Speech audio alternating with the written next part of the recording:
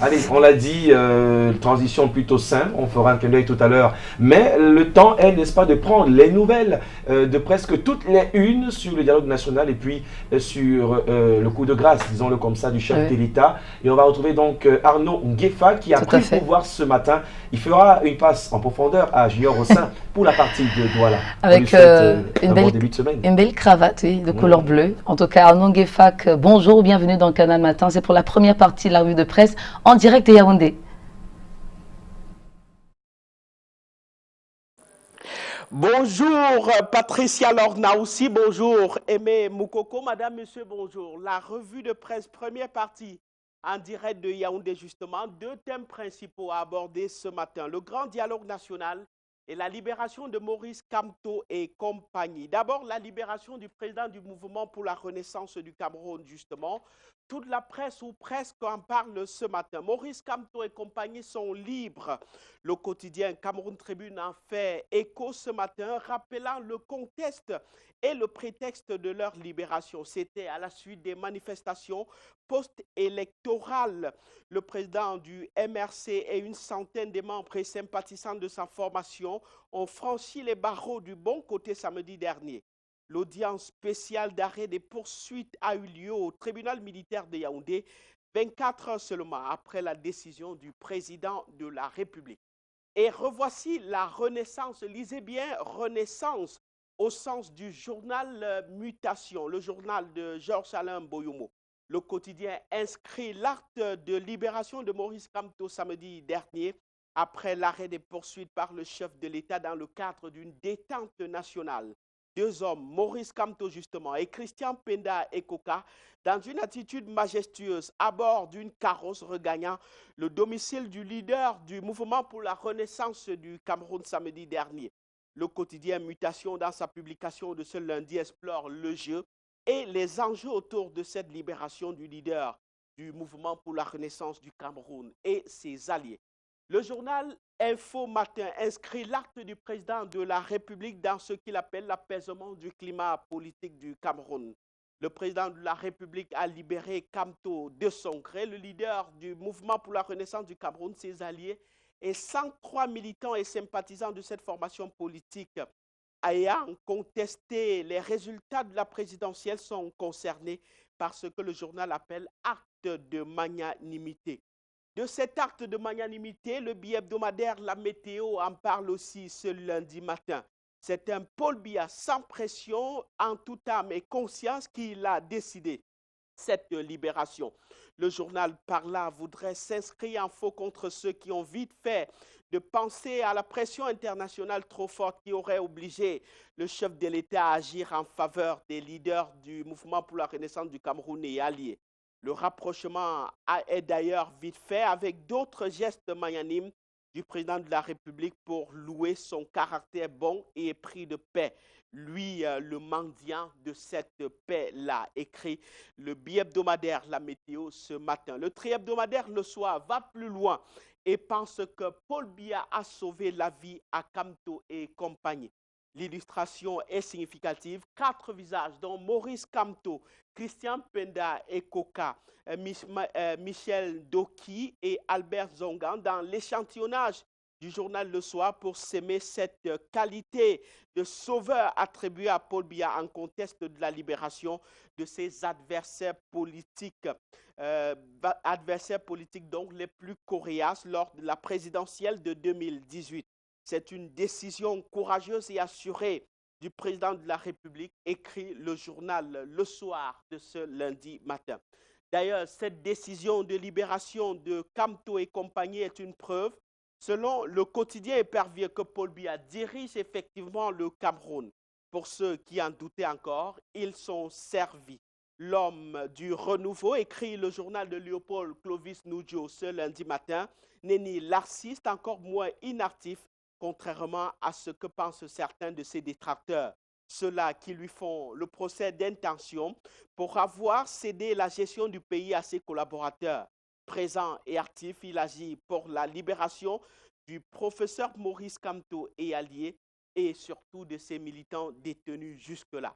Après cet acte de Paul Biya, la réponse du mouvement pour la renaissance du Cameroun et allié et attendu, mais le journal L'Orphelin de ce matin s'interroge sur l'avenir du MRC justement, faisant un flashback sur le contest ou bien sur la contestation post-électorale engagée par le parti de Maurice Kamto et interrompue de force par le pouvoir de Yaoundé.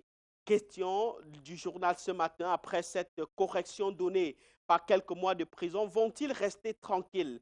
Les réactions après la sortie du leader ne sont pas favorables à un silence politique. Les premiers mots de Maurice Kamto sont pleins de surprises. Ceux de Albert Nzonga sont encore plus choquants ou bien plus attaquatifs pour emprunter un jargon un peu populaire. C'est vrai que le journal Le Quotidien fait une analyse autre pour le journal de Jules Brice Garba. L'acceptation de la décision de Paul Biya est synonyme de reconnaissance de ce président comme président de la République, Maurice Kamto, en acceptant de quitter les geôles de la prison centrale de Kondengui, siffle la fin de son opération, non au hold-up électoral. Il n'y a plus de débat ou de confusion autour du président élu. Il est Paul Biya reconnu par ce fait par ceux qui, jusque-là, organisaient et orchestraient la contestation. Le journal Œil du Sahel a vite fait de porter le choix de l'extrême nord pour revendiquer aussi un statut spécial comme on l'a vu pour les régions du nord-ouest et du sud-ouest au cours du grand dialogue. Aussi donc la grâce présidentielle pour Marafa Hamidou Yahya et Iya Mohamed. Le journal relaie en fait les aspirations de certaines populations de cette région du pays qui veulent s'inscrire dans ce que veut le grand dialogue national pour faire passer justement leurs revendications ou bien leurs contestations. De la contestation, justement, elle est au cœur de la crise dans les régions du nord-ouest et du sud-ouest, objet du récent grand dialogue dont on parlait tout à l'heure. Le journal d'expression anglaise des Horizons s'intéresse ce matin aux retombées, ce qu'il a appelé des Great Expectations. En plus de la libération de 333 détenus et poursuivis devant le tribunal militaire pour des faits commis dans le cadre de cette crise dans les régions anglophones. La libération de Maurice Kamto et compagnie, il y a donc ce statut spécial donné aux deux régions anglophones par les résolutions du grand dialogue national qui s'est achevé à Yaoundé vendredi dernier. Ce statut particulier donné à deux régions du Cameroun. Le journal Intégration le considère comme le cache-sexe de l'État centralisé. On avait espéré plus du grand dialogue national, écrit le journal, entre le fédéralisme et la véritable décentralisation sans verrou du pouvoir. Ce matin, dans un dossier de 3 pages, le journal nous replonge dans les lueurs et l'heure du grand dialogue national qui a fait 5 jours à Yaoundé au Palais des Congrès. De ce grand dialogue, justement, le journal La Veuve en parle ce matin, mettant sur le grill l'artisan en chef de cet événement. Le journal nous apprend que Dion Ngouté aurait ignoré le grand perdant de cette crise dans les régions du nord-ouest et du sud-ouest. Ce grand perdant, c'est Baba Dampulo, l'homme d'affaires et propriétaire de grands investissements dans ces deux régions. Il perdrait 1,6 milliard de francs CFA par mois depuis le début de cette crise, lit-on dans ce journal. 10 000 têtes de bœufs ont été détruites par les Zamba Boys, écrit le journal La Veuve, parution de ce lundi matin. Le quotidien Épervier, dans le même sens, est plus dur. Le journal de Léopold Clovis Nougeau écrit ce lundi, Dion Ngouté ouvre le feu sur Dampulo. Le Premier ministre chef du gouvernement aurait instruit la commission de ne pas retenir les pertes de l'homme d'affaires dans les conclusions générales. Une sorte de vengeance selon le journal Épervier relativement à une querelle qui oppose les deux sur l'affaire Nextel. Baba Dampulo, en effet, aurait juste voulu une reconnaissance du Premier ministre au cours de ce grand dialogue. N'en déplaise à Baba Dampulo, le quotidien d'expression anglaise des Guardian Post présente John Ngouté comme l'homme de la situation. Dans un portrait, le journal parle de l'homme, du mythe, et le journal, justement, parle également de ceux qui l'entourent et surtout de ses relations avec les Zamba Boys. On l'a vu au cours du grand dialogue, sa capacité à dompter même les plus farouches. D'ailleurs, beaucoup d'ex-combattants de la cause sécessionniste ont déposé les armes pour rejoindre l'idée de dialogue engagée par le président de la République et justement implémentée par le Premier ministre Joseph Dion Bouté. Top F1, revue de presse, première partie en direct de Yaoundé. On vous retourne l'antenne pour prendre la deuxième partie de la revue de presse, cette fois-là, pour des journaux parus à Douala, la capitale économique.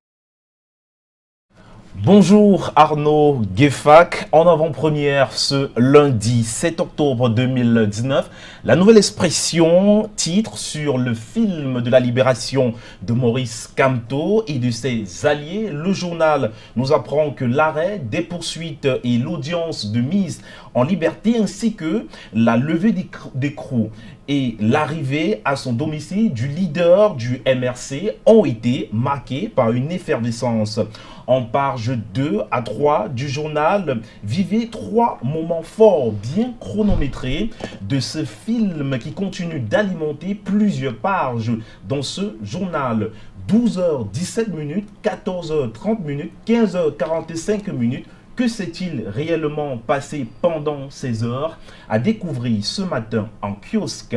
La nouvelle expression s'est également intéressée au cas Sisiko Ayou Tabé et son gouvernement autoproclamé, ainsi qu'à celui de Mancho BBC ici, qui, selon le journal, vont encore attendre en prison.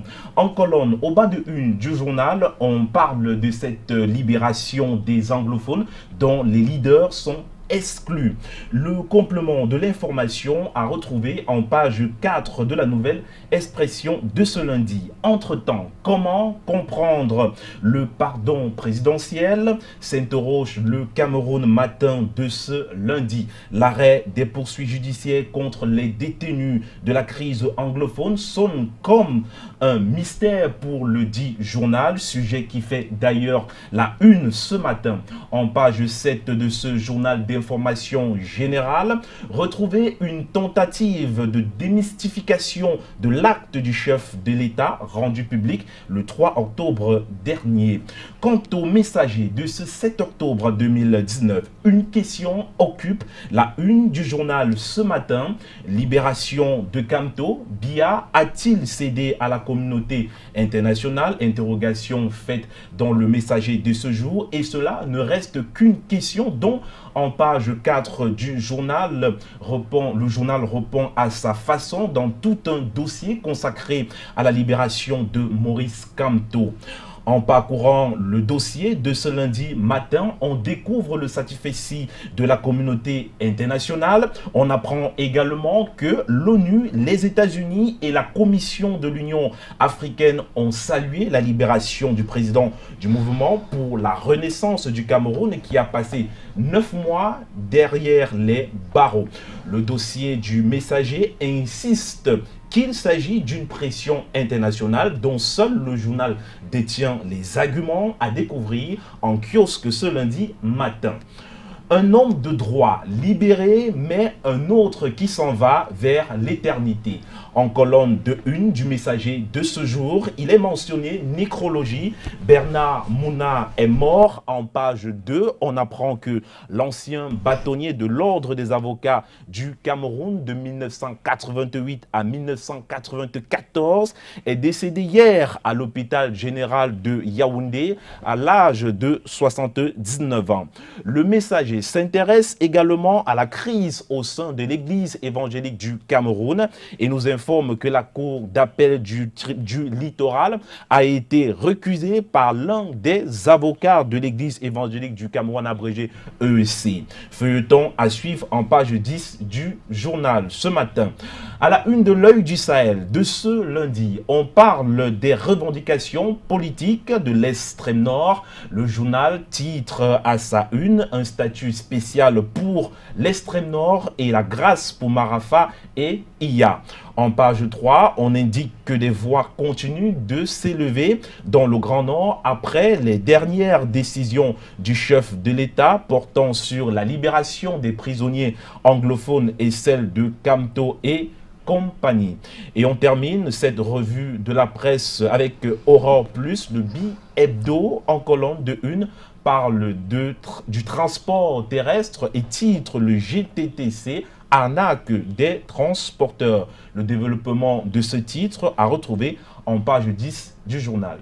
Merci beaucoup, Junior Hussein. C'était donc la revue de presse Made in Douala. Rendez-vous demain, il sera exactement 7h en heure locale, bien entendu. Aujourd'hui, nous célébrons les Gustave. Et là, je pense à un sympathique monsieur. Il est directeur de publication d'orientation hebdo du côté de Bafoussam, monsieur Gustave Flaubert, Kenyé, qui ne rate aucune édition de Canal Matin. Vous en connaissez certainement des Gustave. Auguste, Serge. Vous avez 3 prénoms. Serge, Auguste. Bon, je pense ici à Gustave Ebanda. Ah oui. Le maire de Sa Majesté. de Sa Majesté Gustave Ebanda, le maire. le maire de Douala 5e. Oui. En matière de Serge, je pense à mon collègue Serge Tachemo.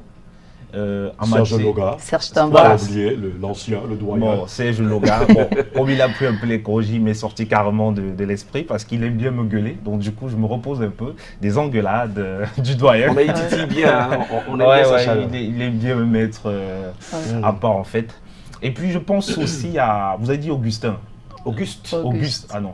Je pense plutôt à Augustin, un collègue à nous, le grand réalisateur de cette grande émission de sport sur Canada International Grand Stade.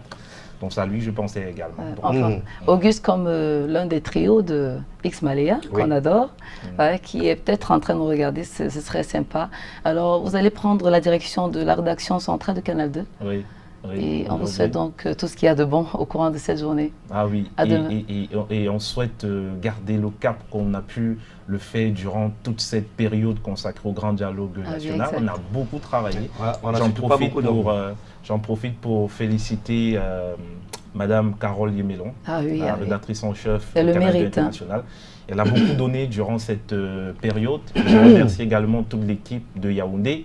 Sans oublier... Bon, pour ne pas faire des oublis, on dit à toute l'équipe de la rédaction... Bon, je voulais justement citer quand même, citer le nom des grands frères qui ont quitté Douala pour Yaoundé parce qu'ils sont allés renforcer ces grandes équipes. Vous insistez, mais davantage, il faut dire... C'est pas mal hein, aimé, c'est pas mauvais en plus. Celui qui tire les câbles, celui qui est derrière la caméra, celui qui veille pour l'éclairage sur le plateau, je pense que il y a toute une équipe en fait. Tous méritent l'honneur.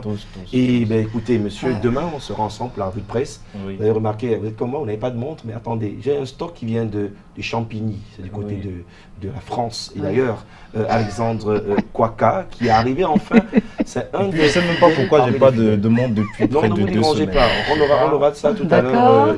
Façon de souhaiter bienvenue à notre fidèle téléspectateur. Il est en France, mais il ne manque aucune édition de Canal Matin. Il est au pays pour un petit séjour. Donc, Alexandre Kwaka, bien des choses à vous. Et je crois qu'à Champigny, on regarde Canada International comme ici à Douala, comme du côté de Bonateki, avec mon très grand ami, Boniface Owe. À tout à l'heure. Comme dans le septentrion, par exemple, du nord au sud, de l'est à l'ouest. Merci de rester des nôtres, chers compagnons de bonheur. Et on va le rappeler, Junior Hussein, rendez-vous est pris donc pour demain. Donc, avant de prendre la page colorée qui nous interpelle, vous saviez, hier, c'était un jour important pour le Cameroun parce qu'un nombre de cultures tombait, un 6 octobre, vous savez.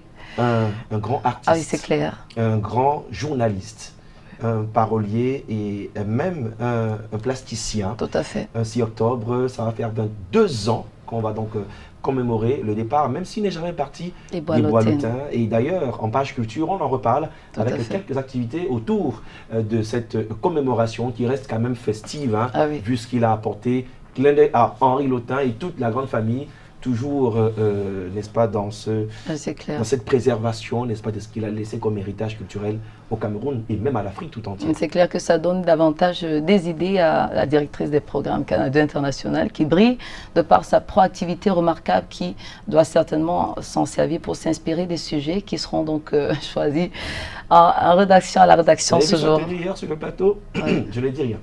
Vous le verrez tout à l'heure. Caroyer Mélon. Bon, allez, le travail, oui, on sait qu'on parle beaucoup, mais après le travail, ça ne va pas nous lâcher. Monsieur aussi, à demain.